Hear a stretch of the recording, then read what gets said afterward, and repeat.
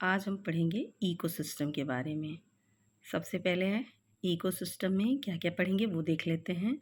Definition, structure of ecosystem, types of ecosystem, function of ecosystem. आइए देखते हैं ecosystem की डेफिनिशन।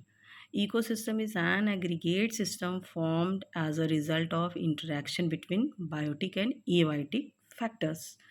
तो इसमें ये बायोटिक और एबायोटिक फैक्टर्स का इंटरेक्शन है।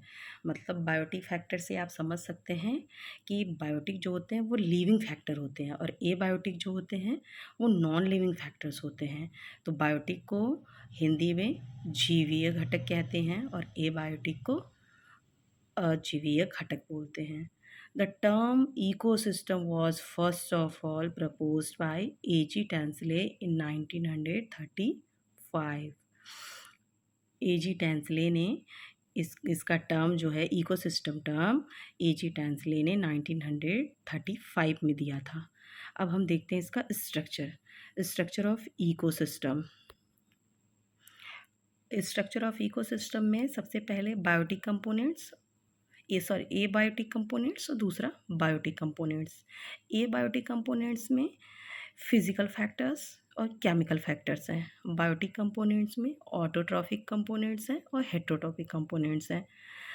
इसमें फिजिकल फैक्टर्स में टेम्परेचर, लाइट, रेन और केमिकल फैक्टर में एलिमेंट्स हैं, गैसेस हैं, प्रोटीन हैं, लिपिड्स हैं, एट्सेट्रा है। और अब आइए थोड़ा एबायोटिक कंपोनेंट्स देखते हैं। एबायोटिक कंपोनेंट्स में फिजिकल फैक्टर क्या है? Those physical factors which affect the biotic activities in any way from the physical environment. इसमें जो ये इसकी जो बायोटिक होती हैं, बायोटिक एक्टिविटीज़ होती हैं, ये अफेक्ट करती हैं फिजिकल फैक्टर के लिए।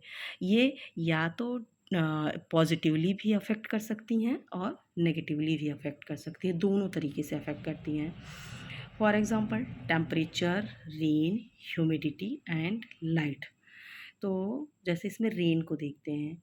रेन जब एक मॉडरेट अमाउंट में होता है तो ये काफ़ी यूज़फुल होती हैं, चाहे वो एनिमल्स के लिए हों, चाहे प्लांट्स के लिए हों, दोनों के लिए काफ़ी यूज़फुल होती हैं। लेकिन अगर जब ये ज़्यादा हो जाती हैं तब फ्लड आ जाता है, तो घरों में पानी घुस जाता है, तो ऐसे में ये एनिमल्स के लिए भी हार्मफुल हो जाती हैं, प्लांट्स के लिए भी हार्मफुल हो जाती हैं। तो इससे आप समझ सकते हैं। और केमिकल फैक्टर्स ये है inorganic substances and organic substances. Inorganic substances, it includes water elements and gases।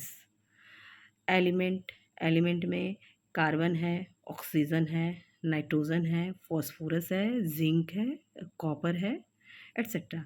जैसे आप देखते हैं गैसेस में भी कहेंगे ऑक्सीजन आया, एलिमेंट में भी ऑक्सीजन आया, तो इसमें फ़र्क होता है। जो एलिमेंट का ऑक्सीजन होता है इसको केवल ओ से डिनोट करते हैं और जब गैसेस की बात करते हैं तो उसमें ऑक्सीजन को O2 से डिनोट करते हैं। उसमें ऑक्सीजन के 2 मॉलिक्यूल्स होते हैं जब गैसेस फॉर्म में होता है। तो organic substances, these substances help to establish relation between biotic and abiotic components. ये जो होते हैं ये बायोटिक एंड एबायोटिक कंपोनेंट जो होते हैं इसके रिलेशन को इस्टेब्लिश करते हैं। Example protein, lipid, carbohydrate etcetera.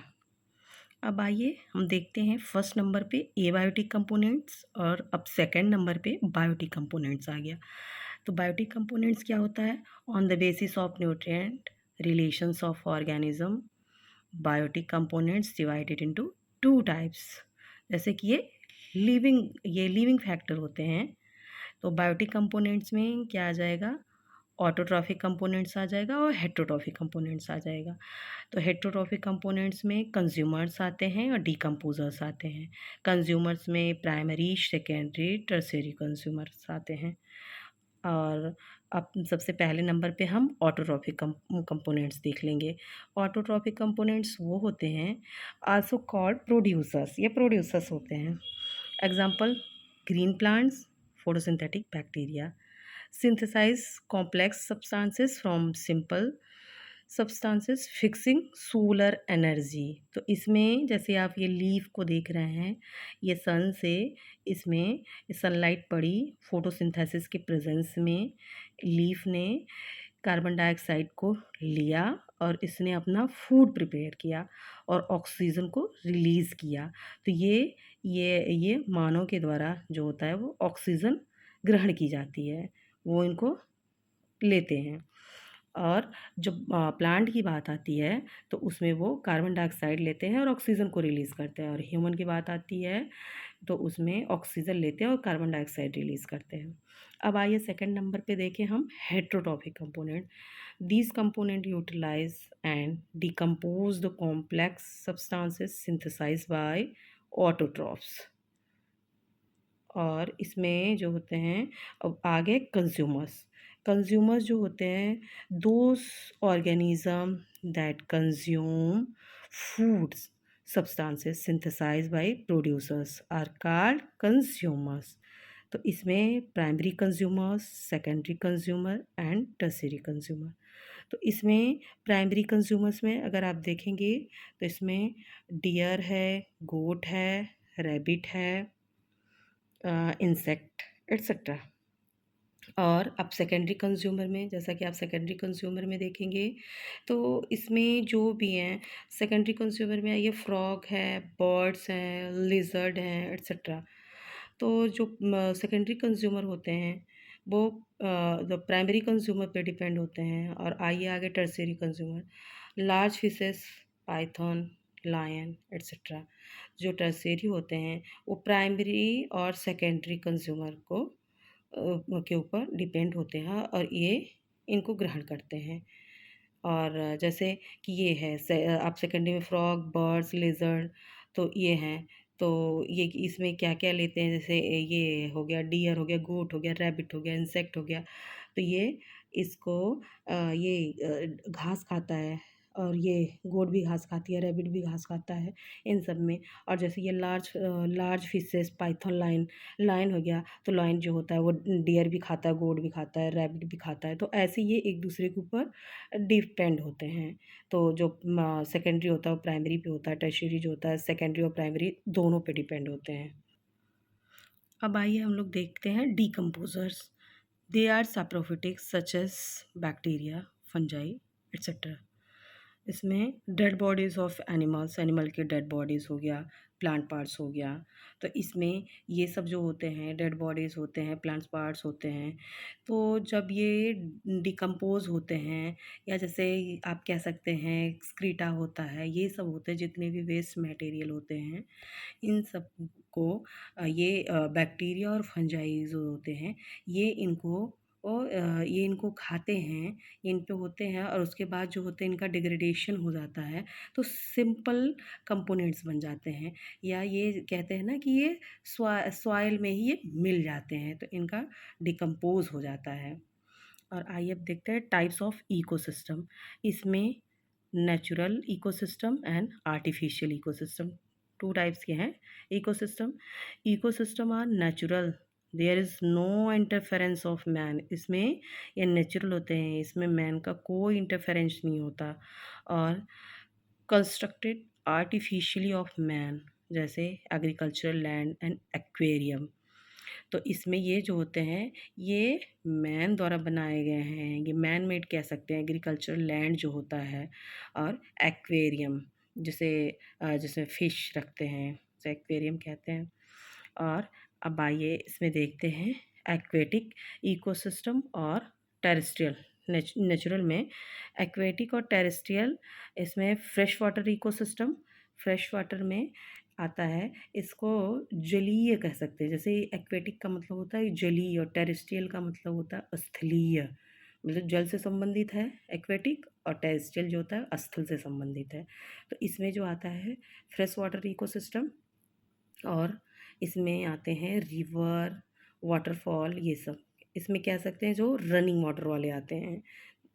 और इसमें मैराइन इकोसिस्टम आता है, जैसे सी ओशन इकोसिस्टम होते हैं। और टेरेस्ट्रियल में जो स्थलीय होते हैं, इसमें आइए देखिए grassland ecosystem, forest ecosystem and desert ecosystem. आइए हम देखते हैं function of ecosystem. Abiotic and biotic components of ecosystem help to maintain the equilibrium on earth। तो इसमें जो बायोटिक एंड एबायोटिक कंपोनेंट्स हैं ये इक्विलिब्रियम मेंटेन करते हैं अर्थ पर। Help in increasing the productivity, ये प्रोडक्टिविटी को इंक्रीज करने में हेल्प करते हैं। और थर्ड में biotic components of the ecosystem help in energy flow in food chain. Food chain जो होती है उसमें एनर्जी, जो एनर्जी फ्लो होता है उसमें ये हेल्प करते हैं। जैसे इसमें कौन कब आएगा, तो ये चीज़ें प्राइमरी सेकेंडरी टर्शियरी ये सब जब बनती है, एक चेन बनती है तो इसमें ये हेल्प करते हैं। फोर्थ नंबर है both biotic and abiotic components of ecosystems are involved in the nutrient cycle. जैसे इसमें आप एग्जांपल के तौर पे ले लीजिए नाइट्रोजन गैस। तो ये काफ़ी मात्रा में पाई जाती है नेचर में, लेकिन इसको डायरेक्टली ले नहीं सकते। इसको सबसे पहले इसको प्लांट लेते हैं, तो प्लांट के थ्रू, जैसे प्लांट ने इसको लिया तो उनके थ्रू फिर ये कुछ फूड्स में, वेजिटेबल्स में या किसी भी रूप में फिर इनको ह्यूमन ने लिया, तो ऐसी इनकी एक साइक्लिंग चलती रहती है। और फिर आ गया abiotic components. Abiotic components of the ecosystem help the plant in their food preparation by the process of photosynthesis. तो ये जो होते हैं ये प्लांट अपना फूड प्रिपेयर करते हैं in the presence of photosynthesis की प्रोसेस में। तो आज के लिए इतना ही, आगे नेक्स्ट वीडियो में।